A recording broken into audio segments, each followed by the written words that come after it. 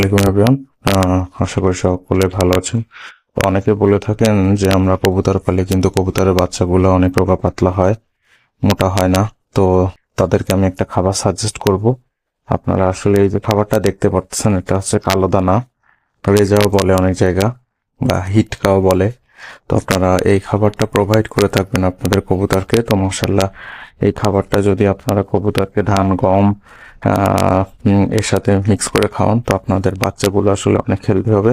তো চলুন আমরা এই খাবারটা মিক্স করি।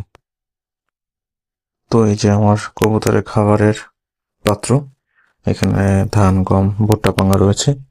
এখন আমি এই যে দেখুন বাজার থেকে যে খাবারগুলা, ডালগুলা নিয়ে আসছি, ওগুলা অ্যাড করে দিচ্ছি।